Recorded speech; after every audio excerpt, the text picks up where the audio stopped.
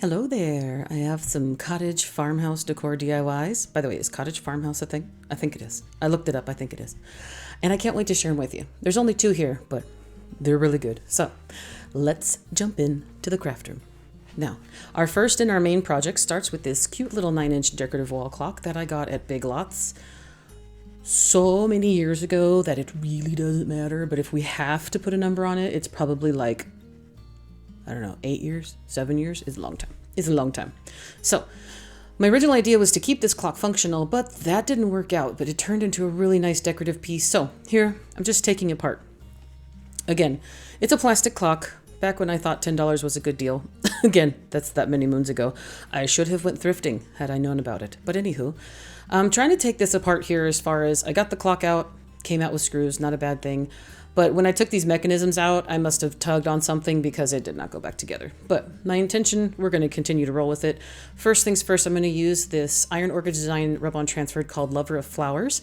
I get all my IOD products and my DIY products from Lori at Milton's Daughter. There is a link and a code in the description below. You will find all kinds of good stuff in here. Her website's awesome. You will also see many more products that I use in this video today too. So I went through this brand new, this is a spring release transfer.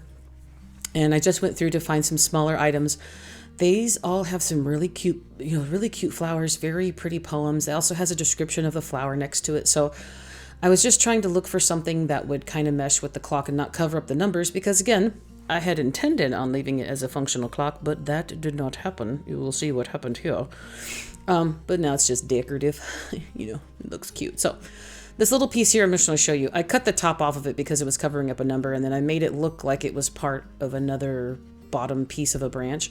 I love that about these transfers. A lot of times, even any transfer, it's easier to take the transfer and manipulate it to the way you want it to fit your project, right? So I didn't want to cover up too many of the other numbers, but I did still want to keep that little piece in there. So it's just easy to kind of make them mesh. You can overlap them and layer them. Never be afraid to do that. So also I put their little descriptions next to them on here. Now I'm going to, I wouldn't say deface the clock. We're not defacing the face of the clock. Yeah, that was my attempt at a cheesy joke. But I'm going to use this DIY clear wax and dark wax. This one didn't really turn as I wanted. I'm sealing the transfers because you want to usually seal your transfers. So I want to also age it. And the dark wax wasn't aging it the way I wanted to, so you're going to see me kind of attack some things with different paints a little bit down the road. We'll show you that when we get there. So here's me trying to put it together. This was a long recording for this just didn't work out, but at least wanted you to see that I attempted to put it back together, but something wasn't working right. So what I did was I knew that the clock wasn't going to work, so I'm going to try to super glue the hands together so that they will stay in a fashion or in a place where I want them to, not covering up too many things. Again, clock's not functional anymore. So if you are able to not destroy your clock, such as I did, you can actually keep it pretty functional without adding any gobbledygook. I end up putting a lot of more stuff inside of here. You can skip that if you can actually keep your clock functional. I just like to break $10 clocks. It's part of my thing, my everyday thing now. So I'm taking these 3 pretty colors. They're all acrylic paints because I wanted this. I just felt I needed to go with greens, and that burnt sienna or that burnt umber is the burnt something. It's my idea of going towards a rusty look. So I didn't want to leave the hands of the clock really shiny black. I wanted them to look like they'd been aged. Again, I want this to have its own little soap opera story. Whatever makes you happy in your craft room. I make up all kinds of weird stories about my stuff. That's like, this is a clock that had been sitting off in the potting shed of, again, I can keep going, but then it would be number 1, embarrassing, or number 2, really relatable, or probably both. Anyways, so what I'm going to do here is I put that together. I dried the paint. Now we're moving on to the outside of the clock. I'm going to use Iron Orchid's design mold called Viridis. This is also a new spring release mold here. I'm going to use some air dry clay, and I like what they did this year. They have them on the edges of the molds now. So now you can line them up in your stash and you can take a peek at the sides without having to look at the tops. Very convenient. Again, I have a lot of molds already, but going forward, this is a pretty awesome trick. So now If you've seen me do this before, or if you're familiar with it, you can just jump ahead. But if you're new to this, it's cornstarch. You're doing the cornstarch everything, and you should probably cornstarch in between, but I don't really have a problem with my air dry clay releasing from any of my molds. I haven't had that yet. This one's not very tiny, tinily detailed. Tinily. Yeah. I make up my own words, by the way. It's great. I have my own dictionary. Anywho, I don't have any very small pieces. A couple of these, the little stems didn't stick together, but you can manipulate this clay while it's wet, even if it starts to dry on you. Look at the detail. Just in that one little tiny leaf. I love this. So here, this is not for the faint of heart if you have a messy issue. Like, I'm a very neat person. So the mess that this creates kind of gets to me, but the end result is worth it, so it doesn't bother me. You know what I'm saying? It kind of gets to me, but then it doesn't bother me. So if you have a way to make up a very contradicting sentence, you can do so here. It is always welcome. So yeah, I'm a neat person. I don't like a mess, and it bothers me. But at the end result, this doesn't bother me because it's so gorgeous. The detail that I get off of every single one of these molds is just so worth it.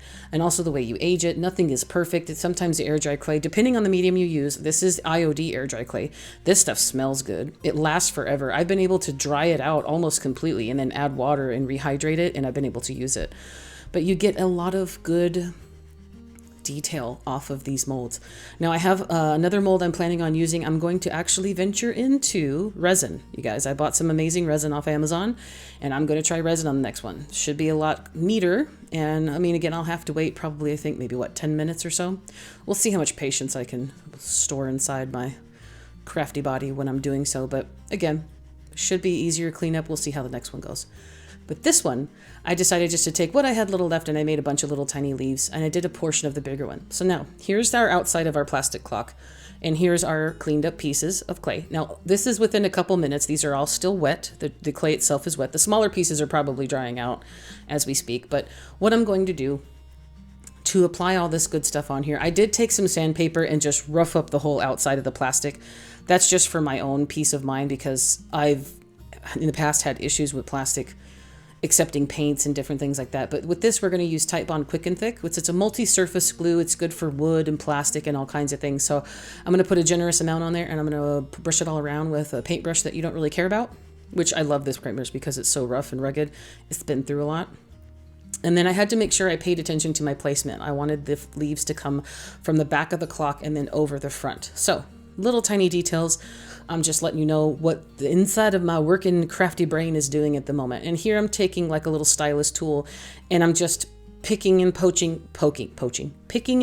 and getting little pieces here and there, manipulating the clay some more. So here's the other piece. This is only like the top portion of the same longer one we put on. You can repeat things and make them look completely different with these molds. That's another thing I love about them. So I'm going to take these on the opposite side. Also, I'm planning on making like a little swag for the top of this, so I'm not placing these in certain areas.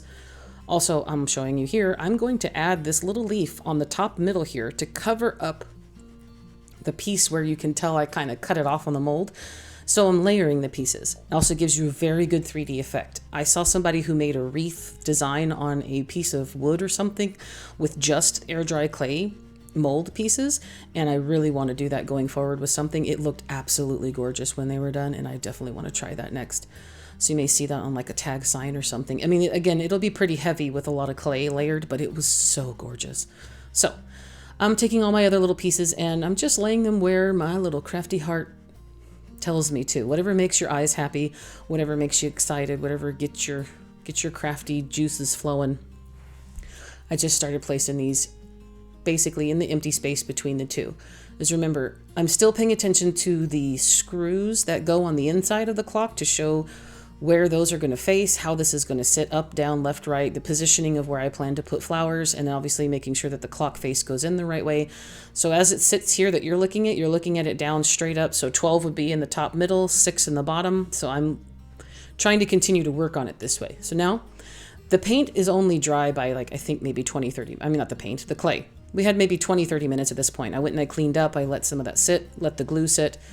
And now I'm taking those same 3 colors I took before on the clock face, and I am going at this clock frame with just no absolute plan or purpose. I'm putting majority of it as the darker green, but there is the lighter green and then that burnt color mixed in there. You'll see me go with the burnt color. Now, again, I literally just went at this without gloves on, so I got paint all over the place, and it felt good. It felt good to try to just get messy and let it look like it had been blended, and it grew up that way. This is the marriage of a chaotic family of paint. You know what I'm saying? It's pizza night, you guys, and we're all fighting over the same slice. I don't know if that made any sense. It probably didn't, but if you've been with me for any amount of time, most of the stuff I say doesn't make sense. Again, or it makes absolutely relatable sense. So you tell me in the comments. Now, again, I'm just going to go at this with the purpose of making it look rusted, but also I know that I am going to attack this with white wax. I'm going to use my Debbie's DIY white wax again, and I'm going to go at this. So these colors that you see here, I know they're harsh. They're not blended as well. We're not going for like an ombre effect. I'm just going for splotches. There's also a lot of the white clay still showing through.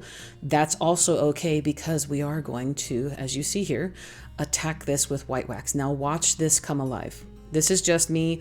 I'm putting a very decent amount on because I want it to get into all the little cracks and creases and nooks and crannies of all of our clay pieces.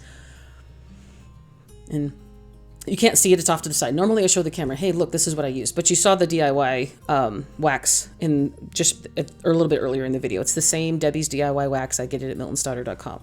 Now watch when I take it. So we're getting this in with a chip brush, and now I'm taking a paper towel and I'm rubbing the wax along the frame and then just kind of wiping it off of the raised parts. So you have it in the creases. It gives a very good aged, I like to say dusty look, a dusty effect, and it also mutes down those paint colors so they're not so harsh on your eyes. I love how this turns out. I love this type of aged look. That's why I thought this might be more Cottage, because of the different use of colors than it is Farmhouse. For me, Farmhouse isn't just specifically neutrals and neutral wall colors and neutral wall paints, but I wanted to mix the two together. And I don't even know if I'm off on the right subject as far as like design and the title of what to call this. I just call this It Made Me Happy, so I did it. And I continued to do it. So you tell me if you know, like if you have a specific theme or idea, or even know what this is called in the design world, if that's your background, or you even have any idea of what I'm trying to convey here. I pulled Cottage Farmhouse out of the air. Well, I pulled it out of something else, but we ain't gonna talk about that. I just pulled it out of the air.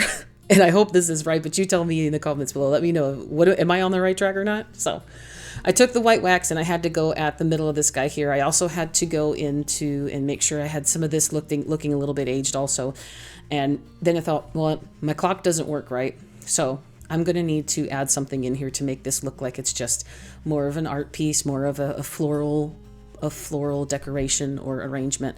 So I went to my good old Spanish moss. This darker gray stuff here, this is all Hobby Lobby, and this new brighter green, I got this on Amazon. I used to have a good outlet at Hobby Lobby where I would get the chartreuse color, and I haven't seen it for a couple years. So I ended up getting this chartreuse the chartreuse color Spanish moss on Amazon, which it's in my Amazon shop, so you can take a look at the link in the pinned comment below and you'll be able to find it should you need to take a peek or you want to buy the same one.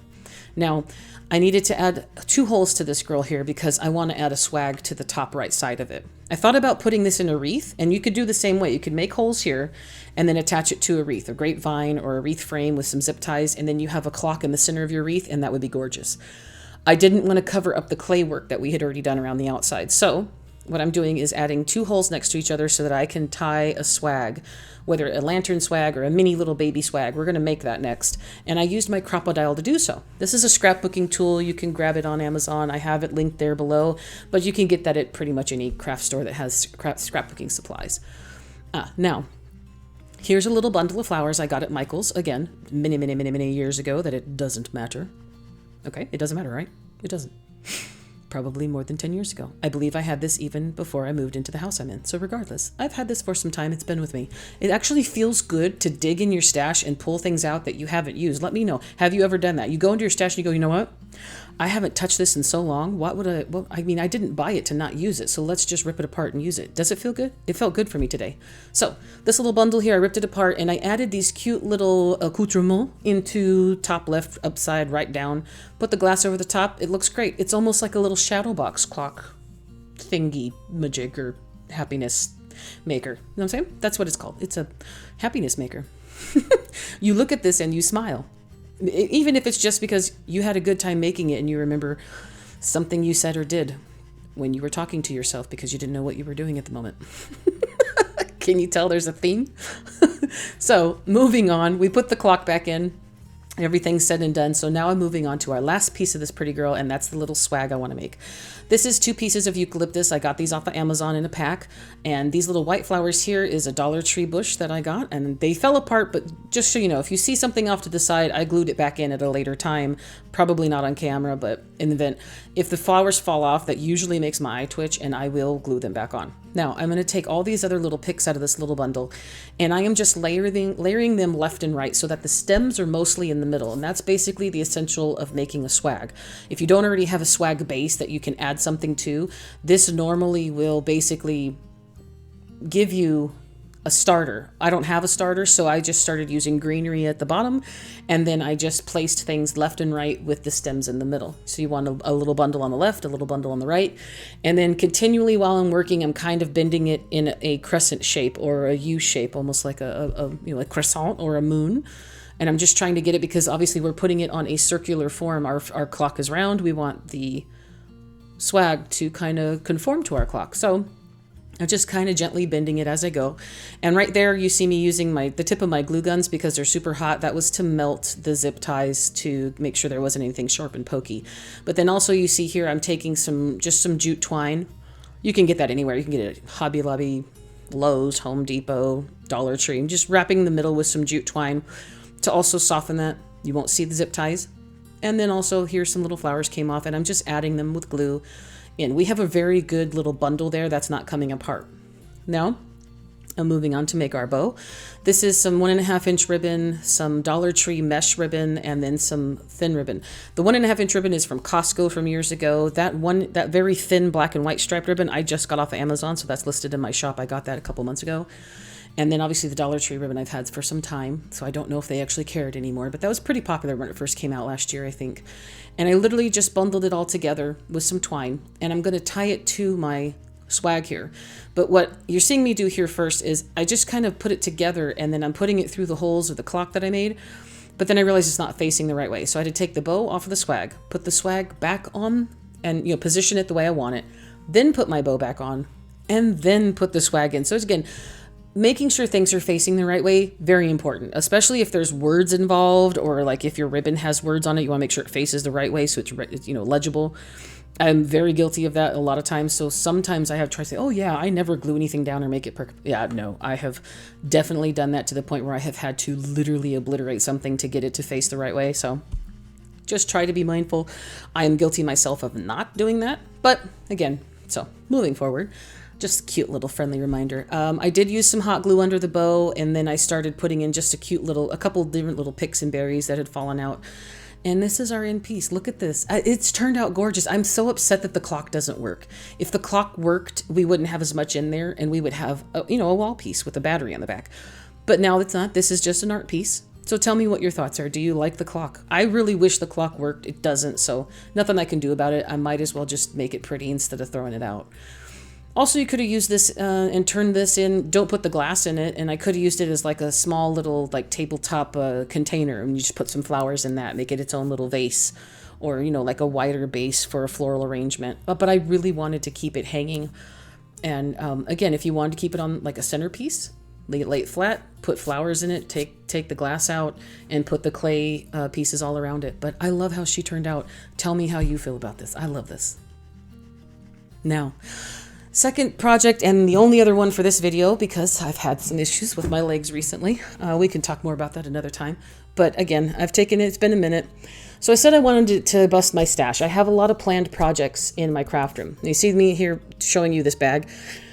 Back when I used to get larger arrangements together, I would go through Michael's or Hobby Lobby or wherever, and I would grab the stems in bundles, and I would make arrangements in the store as I went. I would keep them together when I got to the register, and I would ask the cashier, can you please keep these in their own bag? Well, obviously when I got home, I would take them out of the bag and just wrap the bag around it and say this was the arrangement I made.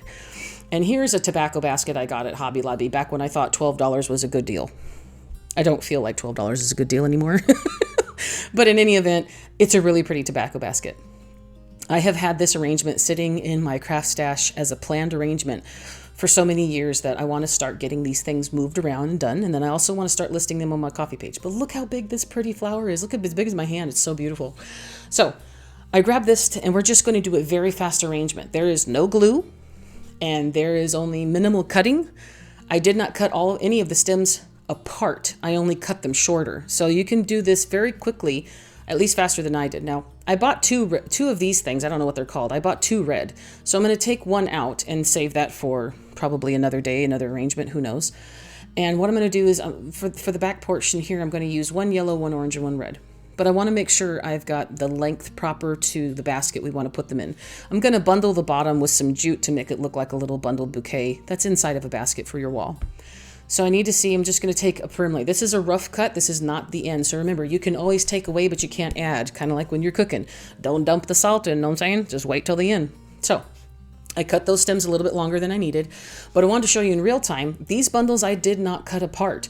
I literally just branched them out. So each of them had about 3 stems on them, and I took these stems and I spread them apart, and then I kind of integrated them in each other. I kind of bent them and moved them around so that they kind of look like they're interspersed or intermingled, and then you have a variegated little bouquet here without having to cut them apart, because we want to make a bouquet, so I don't want to have too many loose pieces that I have to make sure are tied together, or I didn't want to use very much glue at all. So now these 3 guys are moved together. We're going to put our very large red girl there, the really pretty little orange girl below it, and then we're going to take these little, I think they're tea roses or ranunculus, I don't know what they are. Cute flower on left, cute flower on right, and I'm going to take this and I'm going to start to bundle it. But then I realized, well, hold on. We still don't know if this is the right length, Whitney. So I had to go back to the arrangement, take a look at the length, make sure everything is hunky-dory, cutting these to the length I need them, making sure that the stems of everything else is the length I need them before I'm adding these other 3 little stems here. I grabbed some zip tie because, again, this is obviously permanent. This is the length I need it and the placement I want it. And we're going to add these other ones to the right. I wanted to maybe integrate them, but I did not want to put glue in here. I want this to be a good permanent piece, but I also wanted it to be fast and easy so that anybody could really try it. So I'm kind of digging these and pushing them into the zip tie as they go, and I'm just finding their new placement. Everything's working out, and it's actually going pretty quick for me. Now, I've sped this up a lot because when I get into arrangements, sometimes I lose myself in just messing and fussing with all the placement of the flowers and stuff, so I had to calm it down on that. Taking the same jute we used earlier, and I'm just literally winding the bottom of it to make it look like a cute little bundled bouquet. Tying that on the back, and then I bring it forward and I tie a cute little bow at the bottom just in case it's seen. If you place this up a little bit higher, you might see the bow. So again, there you go. I put a little bow on the front. Now, to make sure that this stays adhered to our basket, I'm not using wire, I'm not using zip ties. I'm going to use the same jute that we got here. I'm going to cut 3 pieces off, and then I'm going to find a way on the back of our arrangement, finding stems, finding bundles in 3 places to make sure it's secure, and I'm going to tie the jute to the back of the stems. So that way we're going to put these through our basket, and that's how we're going to secure it to the basket. So you could also look at it like this. If you choose to try to attempt to duplicate this, you also have something that is not permanent. So you can interchange your bouquet, your flowers, your theme for whatever, the season, the occasion, the party, whatever you feel.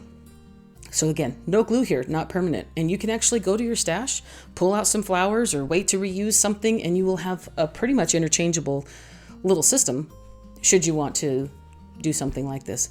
I like the way it turned out. It got me to get into my clutter mess, and this has been planned. This arrangement I had planned from years ago. I remember the day I picked them out at the store. I just didn't know what I was going to do with them. So I went and I got them. I picked them up. I said, you're doing something today. We're going to put them in a tobacco basket. Tell me what you think.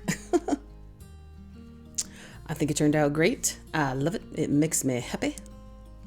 And that's really all there is to it, right? If it makes you happy, then you're doing it right. So that's it for this video. This was just 2 little projects here that made me happy, and I wanted to get something out to show you guys. I'm still here. I'm still around.